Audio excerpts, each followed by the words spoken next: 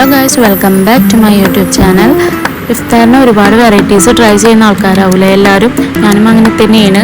അങ്ങനെ യൂട്യൂബിൽ randomly check ചെയ്തപ്പോൾ കിട്ടിയിട്ടുള്ള ഒരു അടിപൊളി പിസ്സയുടെ റെസിപ്പിയാണ് കേട്ടോ ഇത് ഉണ്ടാക്കാനാണെങ്കിൽ ഭയങ്കര സിമ്പിളുമാണ്, കഴിക്കാനാണെങ്കിൽ നല്ല ടേസ്റ്റുമാണ്. പിസ്സ ഇഷ്ടപ്പെടുന്ന ആൾക്കാർക്ക് ഈ റെസിപ്പി എന്തായാലും ഇഷ്ടപ്പെടും. അപ്പോൾ ഇതെങ്ങനെ ഉണ്ടാക്കുന്നത് നോക്കാം. ആദ്യം നമുക്ക് പിസ്സയുടെ ബേസ് തയ്യാറാക്കിയെടുക്കാം. ബേസ് തയ്യാറാക്കുന്നത് ബ്രെഡിലാണ് കേട്ടോ.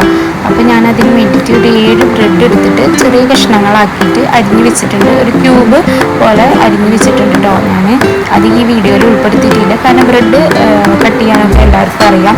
അപ്പോൾ നമ്മൾ അതൊക്കെ കാണിച്ചു കഴിഞ്ഞാൽ നമ്മുടെ വീഡിയോയിൽ ലെങ്ത് കൂടിക്കും. ഇനി നമ്മൾ ഒരു ബൗളെടുക്കുക, അതിലേക്ക് ഒരു 2 മുട്ട പൊട്ടിച്ച് ഒഴിക്കുക. അതിലേക്ക് ഉപ്പും കുരുമുളകും ചേർത്ത് നന്നായി ഒന്ന് മിക്സ് ചെയ്ത് കൊടുക്കുക. അതിലേക്ക് ഒരു 1/2 കപ്പ് പാല് ആഡ് ചെയ്തിട്ട് ഒന്നും കൂടി മിക്സ് ആക്കി വെക്കുക കേട്ടോ. ഇനി നമുക്ക് ഈ ഒരു മിക്സിനെയാണ് നമ്മൾ അരിഞ്ഞ് വെച്ചിട്ടുള്ള ആ ബ്രെഡ് ഉണ്ടല്ലോ, ആ ബ്രെഡിലേക്ക് ചേർത്ത് നന്നായിട്ട് അതിനെ ആ ബ്രെഡിനെ ഉടച്ചെടുക്കാം. ഇതാണ്, ഇതുപോലെയാണ് ഞാൻ ബ്രെഡ് അരിഞ്ഞ് വെച്ചിട്ടുണ്ടായിരുന്നത്. ഇനി മിക്സിയിലേക്ക് ചേർത്തിട്ട് നന്നായി ഉടച്ചു കൊടുക്കുക കേട്ടോ. ഇതുപോലെ തന്നെ ഒരു കയ്യിൽ വെച്ചിട്ട് ഉടച്ചെടുക്കാനേ ശ്രദ്ധിക്കുക. നമ്മൾ ബ്ലെൻഡറിലൊക്കെ ഇട്ട് കഴിഞ്ഞ് കഴിഞ്ഞാൽ ഇതൊരു പേസ്റ്റ് പോലെ ആയിരിക്കും. അതുകൊണ്ട് നമ്മൾ കൈ വെച്ചിട്ട് തന്നെ ചെയ്യാനായിട്ട് ശ്രദ്ധിക്കുക കേട്ടോ. ഇനി നമ്മൾ ഏത് പാത്രത്തിലാണോ പിസ്സ ഉണ്ടാക്കാൻ ഉദ്ദേശിക്കുന്നത് ആ പാത്രം എടുക്കുക. ഒരു റൗണ്ട് ഷേപ്പിലുള്ള പാത്രം എടുക്കുമ്പോഴാണ് കുറച്ചുകൂടി ഭംഗി ഉണ്ടാവുക. അതൊരു നോൺ സ്റ്റിക്ക് പാൻ ആവാനും ശ്രദ്ധിക്കണം കേട്ടോ. ചിലപ്പോൾ അത് അടി പിടിക്കാനൊക്കെ ചാൻസ് ഉണ്ട്. ഇനി അതിലേക്ക് കുറച്ച് സൺഫ്ലവർ ഓയിൽ ഒഴിച്ചിട്ട് നന്നായി ഇതുപോലെ എല്ലാ ഭാഗവും ആക്കി കൊടുക്കാം. ഇനി നമുക്ക് ഇതൊന്ന് ചൂടായി വരുന്ന ടൈമിൽ ഈ ഒരു മിക്സിനെ ഇതിലേക്ക് ആക്കി കൊടുക്കും. എല്ലാ ഭാഗവും ഒരുപോലെ വരുന്ന രീതിക്ക് അതിനെ സ്പ്രെഡ് ചെയ്ത് കൊടുക്കുക. ഇത് എല്ലാ സൈഡും ഒരേ കനം വരുന്ന രീതിക്കാണ് കേട്ടോ ഇതൊന്ന് ആക്കി കൊടുക്കാൻ വേണ്ടിയിട്ട്. ഈ ഇതിനെ നമുക്കൊരു മൂടി വെച്ചിട്ടൊന്ന് വേവിച്ചെടുക്കാം. നമ്മൾ ഈ ബേസ് ഉണ്ടാക്കുന്ന ടൈമിലൊക്കെ ഗ്യാസ് എപ്പോഴും കുറച്ച് വെക്കാൻ വേണ്ടിയിട്ട് ശ്രദ്ധിക്കണം കേട്ടോ, അല്ലെങ്കിൽ ഇത് പെട്ടെന്ന് കരിഞ്ഞു പോകും.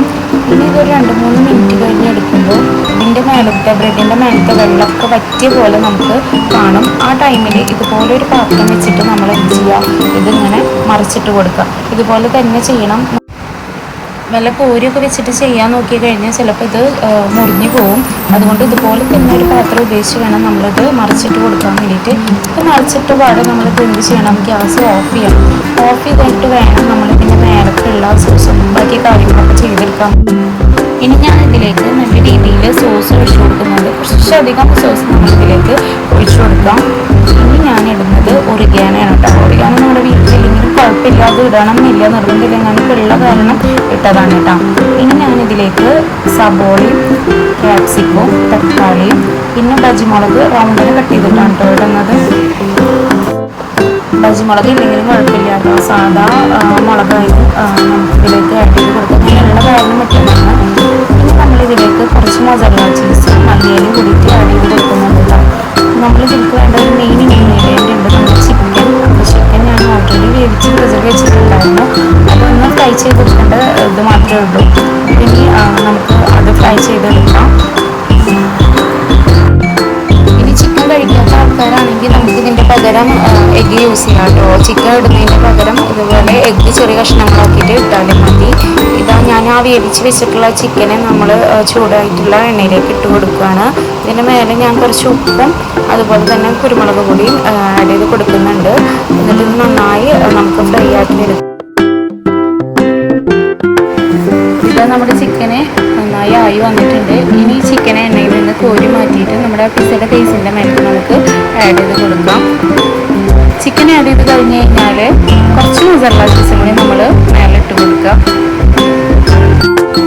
ചീസ് ആഡ് ചെയ്യുന്നത് ഓരോരുത്തരുടെ ഇഷ്ടത്തിനനുസരിച്ചാണ് കേട്ടോ. ചീസ് നല്ലോണം ഇഷ്ടമുള്ള ആൾക്കാർക്ക് അതിനനുസരിച്ച് ചേർക്കാം, കുറച്ച് ഇഷ്ടമുള്ള ആൾക്കാർക്ക് കുറച്ചിട്ടാലും മതിയാവും കേട്ടോ. ഞാൻ ലാസ്റ്റ് ഇതിൻ്റെ മേലെ കുറച്ച് ചില്ലി ഫ്ലേക്സും കൂടി ഇട്ട് കൊടുക്കുന്നുണ്ട് കേട്ടോ. ഇതെല്ലാം ഇട്ടതിന് ശേഷം നമുക്ക് എന്താക്കാം, ഗ്യാസ് ഓൺ ചെയ്തിട്ട് തളിച്ച് വെച്ചിട്ട് കുറച്ച് നേരം ആ ചീസൊക്കെ ഒന്ന് മെൽറ്റായി വരുന്ന വരെ ഒന്ന് വേവിച്ചെടുക്കാം കേട്ടോ. ഇതിപ്പോൾ നമ്മുടെ പിസ്സ നന്നായി ആയി വന്നിട്ടുണ്ട്. ഇത് തുറക്കുമ്പോൾ തന്നെ നല്ല സ്മെല്ലായിരുന്നു കേട്ടോ. ടേസ്റ്റിൻ്റെ കാര്യം പിന്നെ പറയണ്ടല്ലോ, അടിപൊളി അടിപൊളിയായിരുന്നു. കഴിച്ച എല്ലാവർക്കും ഇഷ്ടപ്പെട്ടു. അപ്പോൾ ഇതായിരുന്നു നമ്മുടെ ഇന്നത്തെ വീഡിയോ. ഇഷ്ടപ്പെട്ടാൽ ലൈക്ക് ചെയ്യുക, ഷെയർ ചെയ്യുക, സബ്സ്ക്രൈബ് ചെയ്യുക.